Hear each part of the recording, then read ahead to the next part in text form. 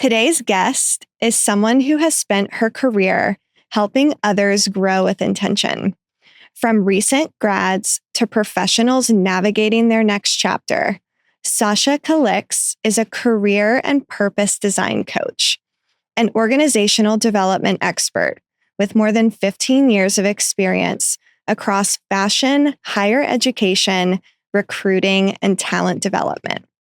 She currently works as a professional development counselor and also runs her own coaching consultancy, New Phase Creative.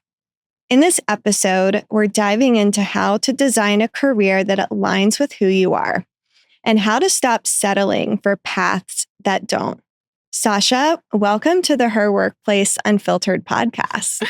Hello, everybody. Thanks so much for having me. So I want to start from the beginning. Not just the polished resume version, but the real one.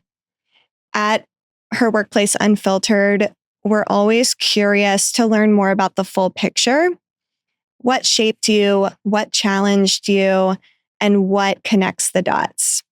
So to start off, how did you come to realize that helping others design their careers was part of your calling? Wow. I don't know if we have enough time to talk about all of that, but I will give you a few snippets. It wasn't really until 2015. Prior to that, I was always a creative. I loved art, design. I'm from Colorado originally, and my goal was to always make it to New York. I didn't know fashion was going to be it, but I ended up going into fashion, working for at least 10 years in the industry. And I noticed that early on there, which I wasn't sure how that was going to translate later, that I really loved working with others and helping them just work on whatever goals that they were trying to achieve. And I didn't quite know what that was. So when I did become a manager, that was something that I really dove right into. And I was like, yeah, I really like this. This is my jam. But then I ultimately ended up getting burnt out in the industry and decided, you know what, I want to do something else. I want to lead a life of purpose. And that 2015 mark was really pivotal for me. Now, I would not recommend this, but I decided to just quit cold turkey and discover myself out there, not using any type of coach or I had a couple of mentors, but nothing solid. And I do not recommend that. So don't do that, anybody watching. But it really was my chance to sort of self-discover what exactly I wanted to do. So while freelancing, once I did have to go back to work, I freelanced in design and then worked a bunch of odd jobs to figure out what that path looked like. And then it wasn't until I ended up landing a part-time position at my alma mater, the New School. I went to Parsons officially, but then I ended up landing an alumni career advising role at the New School. Wow. And that was pretty much where the click came in. And it was just great from there. Yeah. I love that you said that you just quit cold turkey and you tried all of these different things. That takes a lot of courage. Yeah. I want to dig into that a little bit further.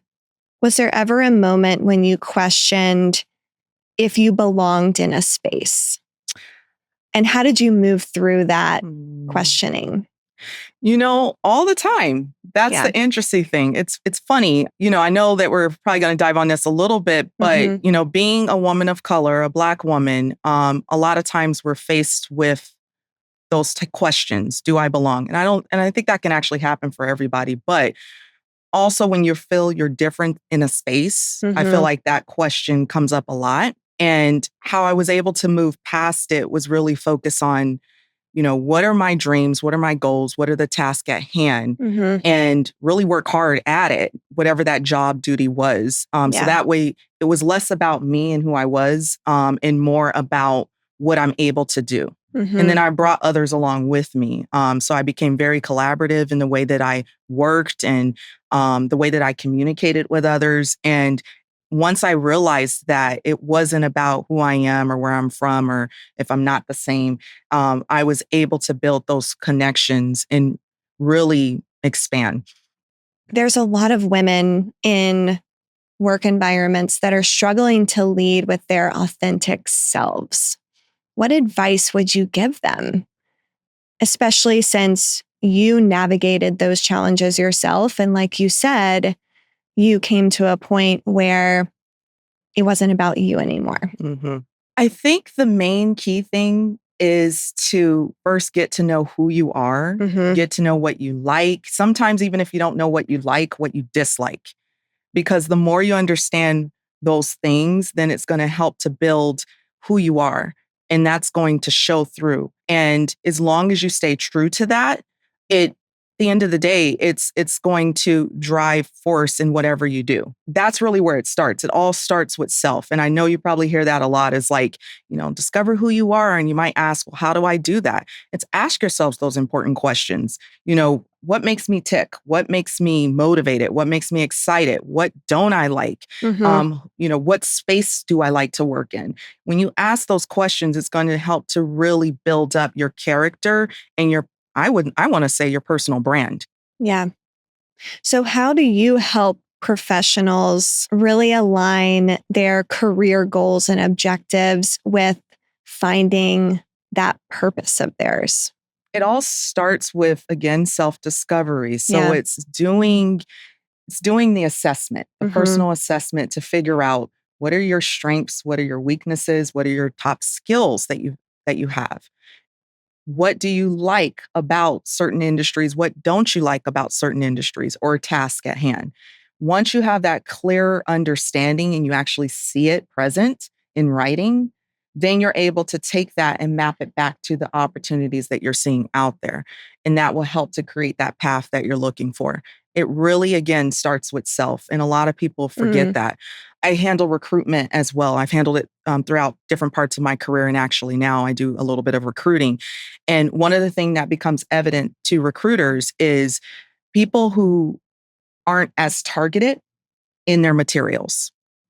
And what I mean by targeted is it shows in the way that they write a cover letter. It shows in the way that they write a resume. It even shows if you go all the way to interview, if you're not clear on what you do well and if it aligns with what the company is in fact looking for. A lot of people are just looking for jobs, and that's what recruiters come across.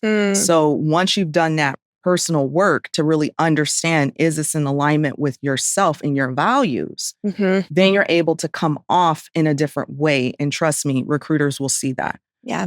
The main people that need to see it will see it for whatever opportunity you're going after. I love that you said values. So a little bit of a backstory. When I was in my 20s, early in my career, everyone was saying to me, trust your gut, trust your gut. And I remember thinking to myself, I can't feel my gut. Like, I don't even know where my gut is. Exactly. And it really was for me that breaking point of digging into my values. I didn't even really have an understanding of what my values were. And so it was spending time actually through a class that I took in business school of learning more about what my values were and then taking those nuggets and applying that to my career goals. Yes. Yes. So I think that's really important, what you said. Definitely. And you'll find that you're using it as a checklist for everything. Yeah. I don't care if it's for a career opportunity, whatever. Like even when it comes to like a personal decision in your life, you're checking in with yourself to see if it aligns, whatever it is that you're going after or doing or faced against, it aligns with your personal values. So I want to talk a little bit more about leading as your authentic self. And like I said at the beginning of this conversation, it takes a while to kind of figure out who you are, how you want to show up, how you want other people to perceive you. What do you tell those that are in situations where they feel like they have to shrink themselves to fit in? I want to say once you've done the work to really start to understand who you are, and what I mean by that is the root. Who's the root of who you are?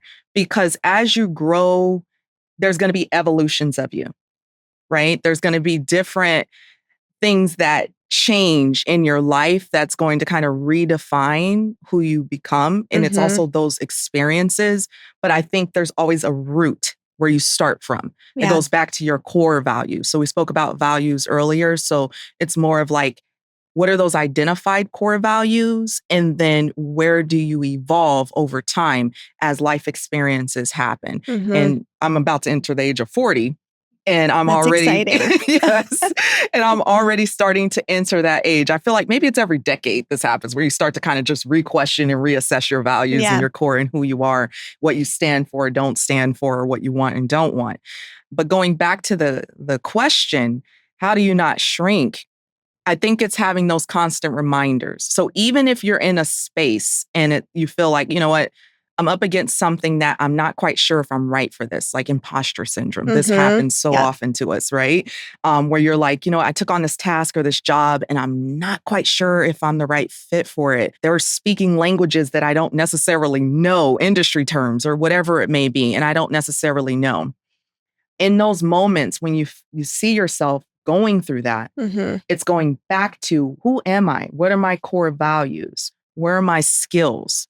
Why did these people even look to hire me or put me in this position to begin with? Who are you? And not forgetting who you are in those moments. So it's shifting your focus whenever you start to feel those things come up for you and not shrinking. You know, it's okay to not know something. It's okay to ask the question, this is what I know and this is what I don't know. Can you teach me more about that? Because believe it or not, that person might be dealing with the same imposter syndrome as you. Yeah. You know, so we forget at the end of the day that we're all humans. Yep. And that's the thing that's really interests me. You know, it's really, really an interesting thing. But at the end of the day, we're all human. Yeah. So for the woman that was me 10 years ago, working in corporate, wearing the suits every day, the patent black heels, the red lipstick, curling her hair, showing up in this male-dominated environment and acting like a man, being aggressive, being really intense, being the first one in and last one out. What would you say to her? You know, you're in this environment where everyone is following the rules. They're acting the same. What would you say to her if she's like, I feel like I'm wearing a costume every day and it's not really me and who I am? I would advise for you to look in the mirror. And if what you're seeing is not what you're happy with, then that's where the real work begins. And it's taking that first step, which could be the hardest. It's when I quit cold turkey, that was the hardest, because it's not to say fashion wasn't me, but the environment that I was in was not conducive to who I am. When I took a step, you know, fashion can be very cutthroat, and that's not me. It's not who I am authentically. It's the culture that you were in. That's the culture. So, you know, is that you? And not saying even in that environment, I still couldn't survive and operate as myself, but I found it at that time very hard. And when things become very hard and you're constantly having to bend in ways that are not of who you are, then that's really where it's time for you to look in that mirror and say, is this me? Is this what I need right now? Can I afford to make this change? Can a change happen where I am? If it can't, how can I go and seek that change to find an environment, again, that's more fitting for who I am? Because remember, we spend majority of our lives at work. Like, you have to love what you do. And and I'm a firm believer of that. You're not going to like every tidbit of it, but majority of it, you have to love the work you do. You have to love the environment you're in, the people you're around, because that's what's going to make it meaningful. But when you find that you're not able to do that, and at home you're stressing, you're going home, you're taking work home with you, say even if you have a family and the family is feeling the brunt of that, that's not who you are. That's not what you want to bring. You know? And like you said, it could be an internal shift, because a lot of this too is about the people that you're around. You know, the culture of an organization that you're with could be a fit. But maybe it's the people that are not the right fit for you. Yeah, I would say there's different levels to really look at as you're evaluating making a pivot or change in any kind of a way. It is first self, and looking at how you operate within that space? Are you able to do everything that you need to do in an effective way that's effective to you? Mm-hmm. And again, meaningful to you.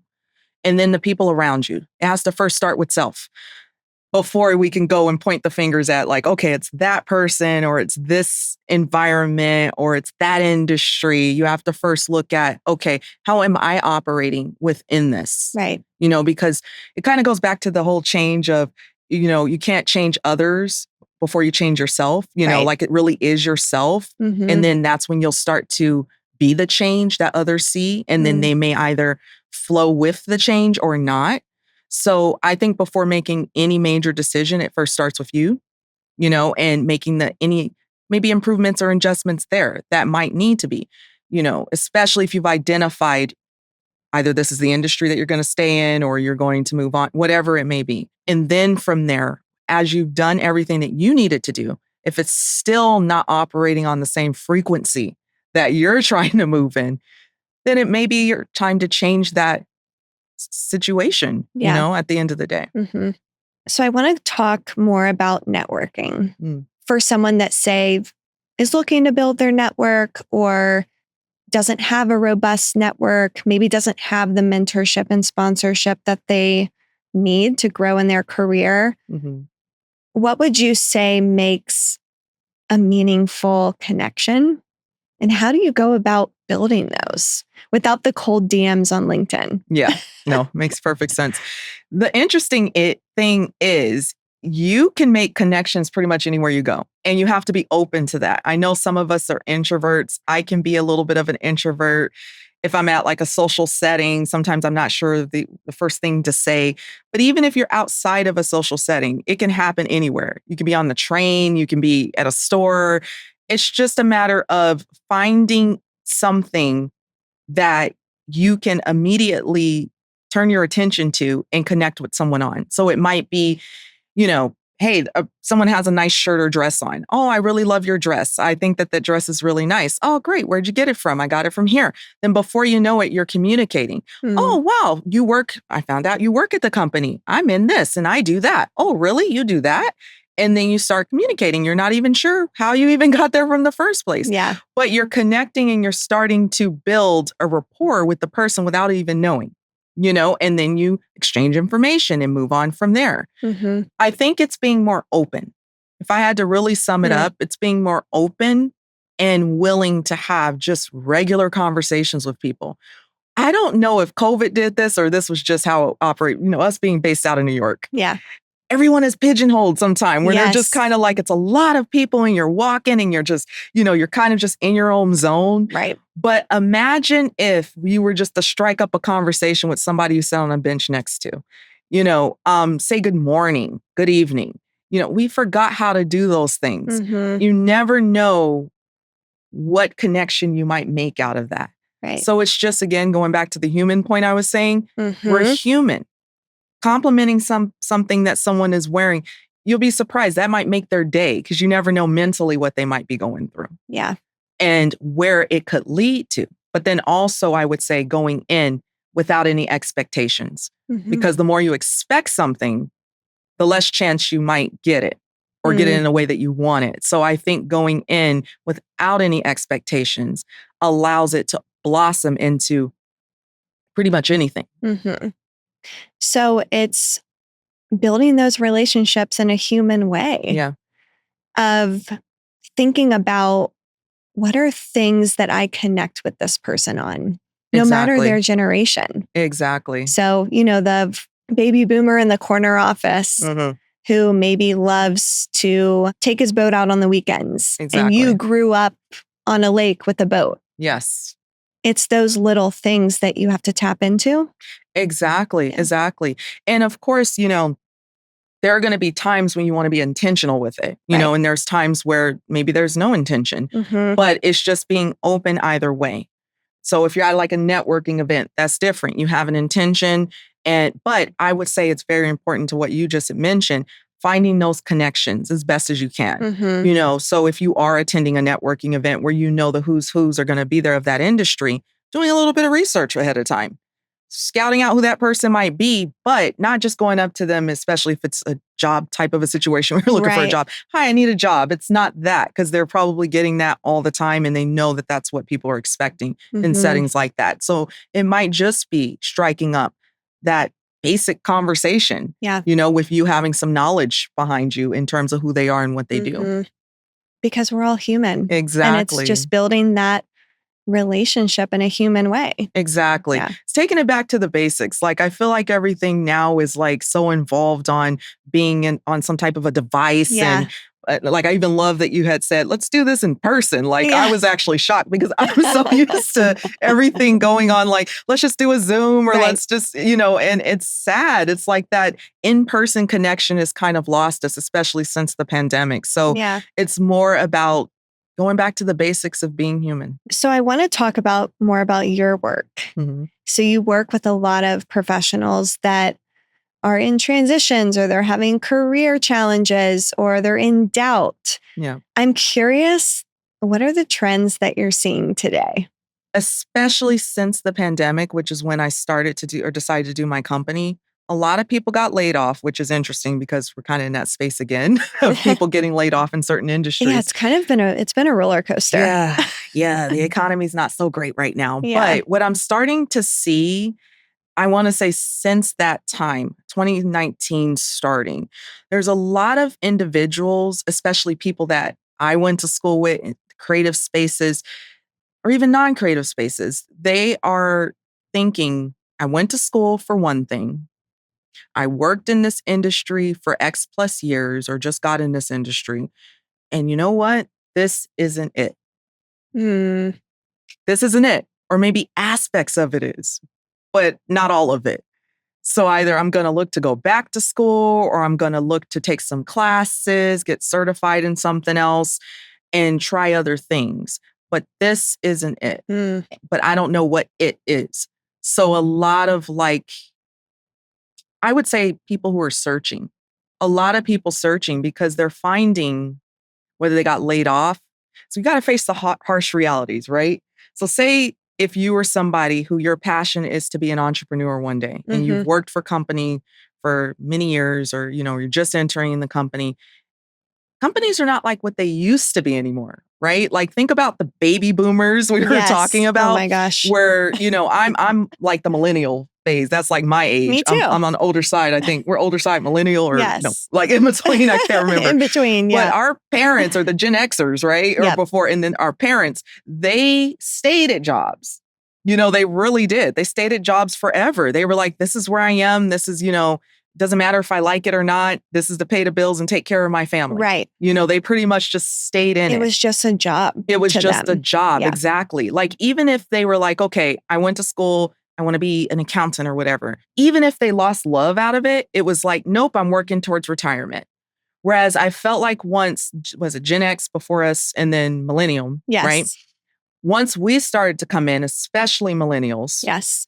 this is where we started to question, is that really it? Because you guys had pensions and everything. Now we're entering the phase, and I want to say it started with our generation. It did. Where they got rid of pensions. Now to find a company with pensions is rare. Yeah. Okay. So it became 401k and 403bs, right? For retirement. So I think our generation was the first to sort of be like, buck the system. I'll probably stay at this job maybe 3 years. Yeah. We're like the 3 year, I feel. That's the sweet spot, right? So true. And I remember people saying, you have to stay for at least 2 years for your resume. Now that's totally thrown out the door. Now the generation now? Yeah. The alphas, they call them? Alpha? Yep. Oh my goodness. Like it would be 6 months to maybe a year. Yeah. And they're like, I'm gone. They done totally redefine work and what it means. Okay. But at the same time, I get it. It's all about acquiring the skills that you get, right? Seeing if it's for you, if it's a fit, and then kind of redefining what that next path looks like, whether you know it or not. But again, going back to what I was saying earlier, 2019, when I first got in to coaching and really thinking about it, it was really that question. I got laid off, from what I was doing, or, I left, but majority it was I got laid off. Wow. I can't even find a job in the area that I was working in. Wow. And it's now going a year and a half or whatever. what can I do? So then that's when people really started to think like, okay, you know what? Do I want to go back to that? Maybe now a year later I have an offer, but I don't even know if that's what I want anymore because they discovered trades. Yes. So many opportunities. So many To opportunities. have the side hustles. Exactly. Yeah. And then side hustles became their major capital. And what you're finding is, I want to say, people more interested in being entrepreneurs, working a position where it builds in that flexibility. Right. They want the work-life balance, which of course the pandemic gave us, right? Now you're finding, fast forward to now, where we're out of that area, but what you're finding is companies either want you to come back into the office full time, right, or they're willing to be flexible, but with guardrails. Yes, so true. And then people don't like that. They're like, you know what? I got used to this flexibility. I got used to, which to me, even if you're not owning a business, it's still entrepreneurial in spirit because you're able to flex your time, you're able to work the hours you need to, and then also take care of personal affairs. Right. If you have a family or whatever have you. So people are trying, even if they're looking for a job, they're really like, I'm looking for a job, but it really has to, going back to values, going back to, I'll even call it a needs assessment.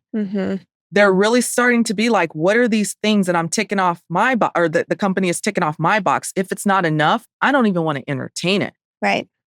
So as much as the companies might be choosy, I feel like it's now even within the talent's hands as well. Yeah. I have so many questions for you. I want to talk about purpose. Yeah. So, there's different notions of this of, oh, your career has to be your passion, which is your purpose in life.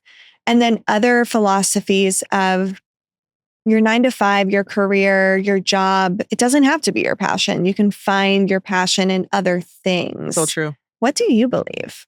I believe in both. And here's why. Because, it really depends on each person's situation.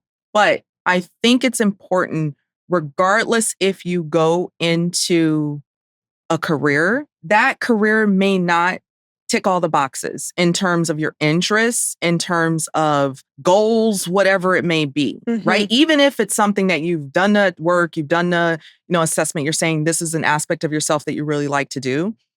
But say, I don't want to work as, I'll just use this as an example. I don't want to work as a creative professionally, but I still on the side want to make pottery. You know what I mean? Right. And that's where then that side hustle comes in. So, or you might just do it to do it, not to make money out of it because maybe that's secured by other areas. So I think people find purpose and passion in different ways. So I think within that self-assessment, it's really figuring out, where are my outlets? Yeah. Because I give X%, it's almost thinking of a pie chart. I give X% to my career.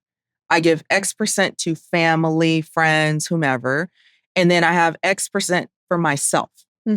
And within that percentage for yourself, what outlets are there? Is it, like I said, pottery? Is it, and that can be a sense of purpose too. Or I'm a mom. So my sense of purpose is also being a good mother for my kids. Right. You know what I mean? Which I'm not getting paid for that, but the investment is in my kids. Yeah. So I'm pouring into them and watching them grow. So I think it happens in multiple different spaces. It really just depends. If you're a single person, it might all go into that percentage bucket of your career, right? And then or majority of it. And then you have your family and your friends, right? But then I think as you start to grow, get older, you'll find those percentages change. Yeah. A lot. Definitely evolve. A lot. So then kind of going back to when you're looking for something at different stages in your life, career-wise, going back to being, okay, is this flexible? Is it this? Is it that? Right. Is it meeting those needs? So that way you're able to operate in a more effective way. Yep. On the needs assessment side, you may financially need that 9-to-5 stability. Yes. And then you use these other areas on your pie chart to fill your cup in other ways. Exactly. Yeah. And that's okay. Right? Exactly. Yeah, because I think there's a lot of pressure on people, especially women, Yes. of you have to have your career be your purpose and it Mhm. has to be your passion. And that's not the case, and No. that's okay. Yeah. Yeah. Definitely is okay. So more about your practice, your coaching through the process of being an entrepreneur. What have you learned about yourself? So what I learned about myself in building a business, which I will say I'm not full-time entrepreneur, which I'm waiting to do that one day for sure. But as of right now, what I learned about myself is I need to check in and give myself a little more grace. Because the whole comparison thing typically comes in, especially when you're starting off a business for the first time. And what I mean by that is this. Yeah. You have others typically in the same operating space as you. And it's so easy to compare what you're doing versus what they're doing. And if you're doing it right, wrong, or indifferent. And what that can become for you is a drawback, because then it makes me start to question, am I in the right space? Am I doing all that I can do to get the business where it needs to be? You know, what am I doing wrong? What am I doing right? This person's doing that. So really, that's what it looks like and shows up for me, to where it could hold me back. Yeah. You know, so it's very important when you are building something to, again, think about who you are and your purpose and what brought you here in the first place and why you're passionate about doing what you're doing. Once you've keyed in on that, then putting on that focus. It's almost like the blinders, where I'm focused on what I am doing. Yeah, it's nice that person's doing that. And I'm taking, oh, that's great. I like that idea. I might incorporate it some way or get inspired by it. But what are you doing that's going to personalize it for you? And people are going to want to come to you for it.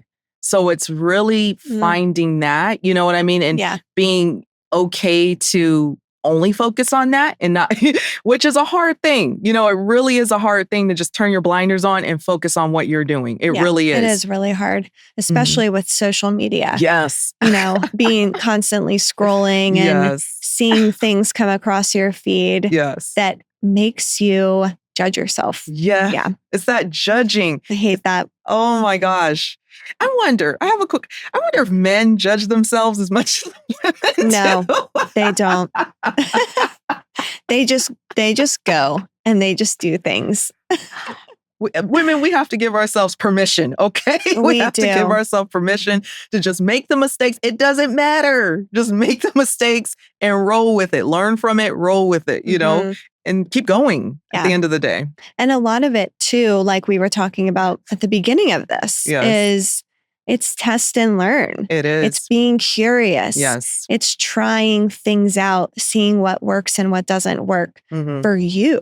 It is. Because something may work well for someone else, but it may not be a fit for you. Exactly. Yeah. Exactly. The testing phase is definitely important. I will say that. It kind of makes me think about design and like the process of design and how, you know, there's different drafts or concepts that you'll come up with before you get to that final output of an idea. We have to allow ourselves to do that in life with everything.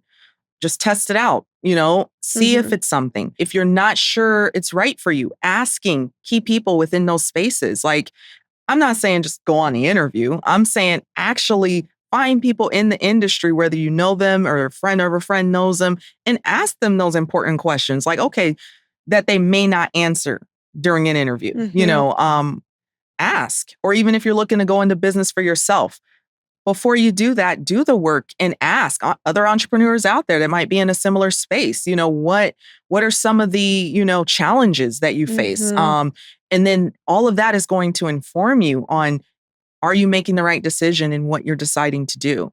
Yeah. What is the impact that you're looking to make? Especially when working with professionals, particularly early career professionals. What's your ultimate goal? My ultimate goal is to help individuals find out who they truly are. So that way they can live a life of purpose. Yeah. Whatever that may look like.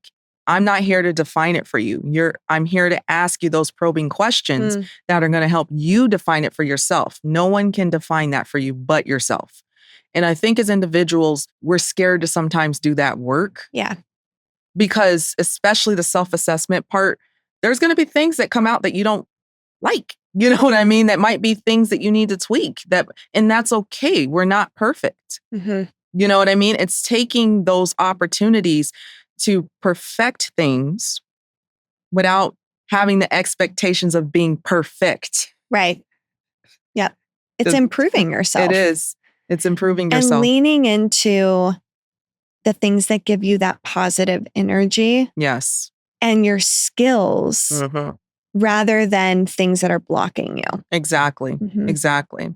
There's always going to be challenges, but I feel like with challenges, it's just put there to build our resilience. Yeah. So you mentioned that you're a mom. Yes. How has that journey been of being a mom and building and growing in your career and having this entrepreneurial journey? Gotcha. Well, yes, I have two beautiful kids, a 9-year-old and a 1-year-old. Oh, wow. I don't know what possessed me to have them so far apart. But being a mom and building and growing my career, wow. I'm going to say it's not for the faint at heart. I will say that for sure. It was not easy. It hasn't been easy.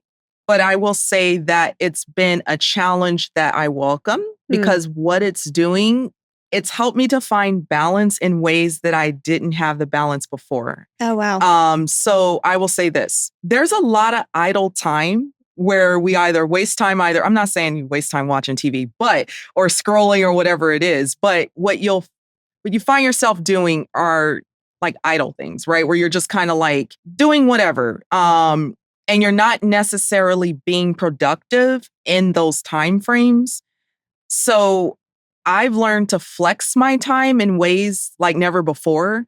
So, or multitask, which I'm not necessarily an advocate of multitasking all the time, but I feel like when you're a mother, you find more time in your day, which is really hard.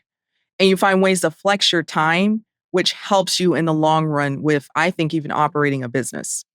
Because it's those little moments in between where you're like, okay, if I do this, I know I can do that. Right. If I prep this, I know I can prep that. Yes.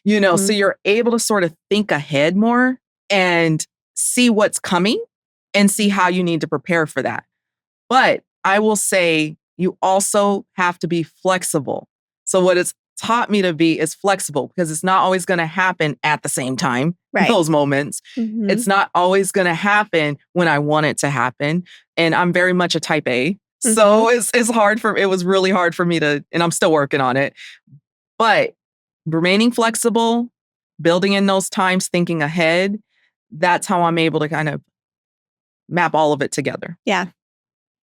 I love that. I'm also a new mom. Oh, congratulations. Of an almost 1-year-old. Oh. So I feel you on that journey. Congratulations. Thank you. But I totally hear you that I feel like being a mom, a working mom, makes you stronger. It does.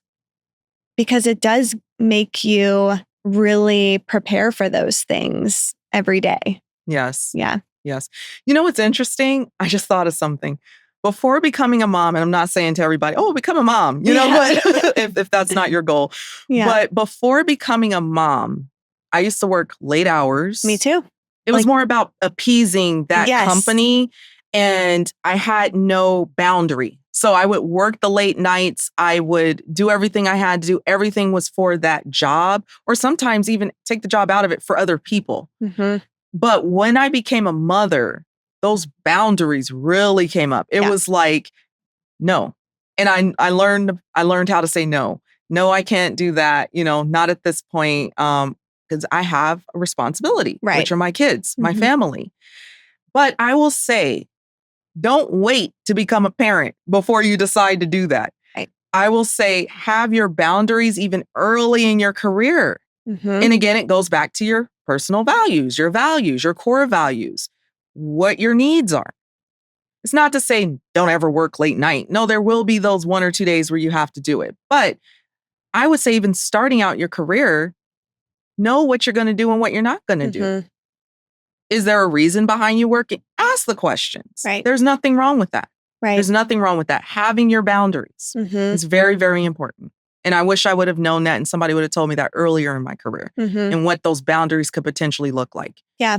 A little bit further on that, a question about if you do say no, how do you say no without like pissing someone off? Like your boss comes to you and says, I need you to do this other project. Yeah. And let's say that you are overloaded with workload at that time and you can't take it on. Got it. How do you respectfully say no? Yeah, without just saying no. Yeah. You got to keep the professionalism there. What I usually recommend is, sometimes bosses forget. Again, we're human, right? Whether they're doing it intentionally or not intentionally. So I think it's always use a skill of reminding. So it is saying, well, I have this project, that project, this project. What would you like to take priority? I like that. That way they're able to see, oh, they got all this on our plate. I'm not going to give it to you. So they know. Yeah. Or you could say it, I have this, this, and this on my plate. Would you mind, or when do you need it by? So it's not you saying no. It's more of you saying it gracefully. No, you'll get to it later. Okay. Yeah. So it's kind of thinking about, one, who is that person? Who's that boss, right? What is their work style? How do they respond, to certain things? And then framing a way that you would respectfully like to say no at the end of the day. Yeah. So it's being curious too. Exactly. Asking those questions. Asking the questions. Yeah. So that way it's also forcing them, I would say, to be mindful. Because sometimes what happens is we get busy with our days and we're just like, just do this. We even do it with our spouses or our partners, right? And we're not being respectful to what they might have on their plate. And again, sometimes it's intentional, sometimes it's not. And you'll never know until you ask those probing questions. I love that. I could be here forever talking with you. This is really great. We are coming to a close, but I want to ask you 3 quick questions to kind of hear more about how you're leading on your own terms. What's one thing that you do each day to stay grounded? One thing that I do each day, I'm not a super religious person, but I'm trying to get more in tune with checking in with myself and God, who I believe in, and just saying, a quick prayer, affirmation, to check in, with myself and keep myself grounded. I find that really works. Whether I'm getting in my car, it could be little moments that I have, whether I'm getting in my car and I'm driving somewhere, I'll say a little prayer before I go out on my route. If I feel myself, because I kind of deal with anxiety a little bit. So if I feel myself getting anxious, it's recognizing and knowing those moments and just, touching my chest and being like, I'm here, relax. This is okay. This is temporary, or, this isn't that important. So at the end of the day, it's not as serious as we think sometimes, things that we're faced with. So it's a matter of just checking in with yourself and asking, is this important at this time? Or is it worth my attention? Is it worth the energy? And if it's not, then dismissing it in a clever way that makes sense for that moment. What's something that you used to think was necessary for success, but you don't anymore? Okay, there's a couple of things. One, I will say, yes, you want to have a good resume, but it doesn't always have to be perfect. And I feel, get it, of course, in a working way that, it's legible. It is listing your top skills and qualities, and people can definitely follow along and call you in for an interview type of thing. But you might find that that's not the reason why they're calling you in for an interview. So we sometimes, especially when we're in that job hunt, we'll keep doing updates and updates and updates to our resumes. And working as a recruiter, you spend 30 to 60 seconds on it at the most. So we may not even catch half of unless it's going through an ATS system, applicant tracking system, where it's scanning for keywords and key terms. But if you get the yes to a screen call or an interview, you're halfway there. Yeah. It's really you. It's your personality. We want to meet the person behind the words. We want to see can you fit on the team? We have a type A personality and a whatever type on personality. And we have this table with legs on it. And we want to see if you make up that fourth leg. Right. That's really what it boils down to. And how well you think on your toes. So that's more of what they're interested in. Mm-hmm. So a lot of people harp themselves. So I will say, kind of throw that out. It more becomes you, your approach, your follow-up game. That's really what it is. Okay. And then the other thing, if I had to say, you don't always have to be the person speaking in the room. Okay. The listener is The just as important. Yes. listening is just as important. And I'm saying that to myself as I say it to all of you guys. Yeah. If you ever been in a space where you're like, whether it been a meeting or any space, or like you went to a presentation and the host said, does anybody have any questions? And you felt like you had to be the first one to ask a question. Or if you're in that meeting, you felt like you had to be the first person to respond to something. You don't always have to be the first person to respond. Mm-hmm. It's okay to sit back and listen, because what it's going to do, it's, again, going back to inform, it's going to inform you on a few things. Personalities, who's in the room, the purpose of that person in the room, their contribution. Yeah. It's going to inform you on a lot of things. And if it's worth your time to say anything at all. Yeah. And if you are going to say something, make it meaningful. Mm-hmm. What does building a career on your own terms mean to you? I'm going to say taking the time to do it. Research, test. If I had to compare it back to being a designer, sketch concepts, concept ideation, you know what I mean? Going into those process flows. And then testing, for sure, like testing out different things, navigating, so that way you can discover, at the end of the day, and being okay if it's not it. If it's not it, that's fine. And not feeling like, you know what, I wasted my time. Because it's not necessarily time wasted, especially if you did the research ahead of time, because it was an interest at one point. Mm-hmm. But I think it is leaving the space and room to do that. Yeah. Yeah. And of course, we need money, especially if you're going after a career where it involves you needing money, obviously. What can you do in between then? Right. Until you find out what, that true thing is. Mm-hmm.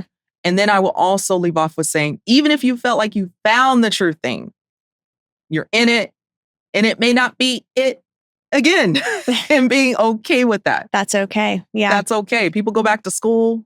Yep. They do so many other things in older ages, and you never stop learning. You never stop growing and evolving. So it's okay. And those experiences have led you somewhere. Exactly. And they've taught you things along the way. So it's not a waste. Exactly. Yeah. So one last thing, where can people find you, follow you, get connected with you? Got it. So yes, you can find me on LinkedIn. My name is Sacsha Flowers Calixte on LinkedIn. That's Sacsha Flowers as you spell it. Calixte is Calixte. You can find me on there. And you can also follow me on my Instagram page. It's at New Phase Creative. That's NU Creative. You'll be able to find me on there, and you'll find tidbits on your career and more upcoming events. I've partnered with her workplace. I have an upcoming virtual workshop on career pathing and planning for early career and mid-career professionals, if you're interested in checking that out. So be on the lookout, her workplace network. Great. Well, thank you so much for being with us today. It was so great to get to know you better and learn more about your career journey and story. So thank you. Thank you for having me.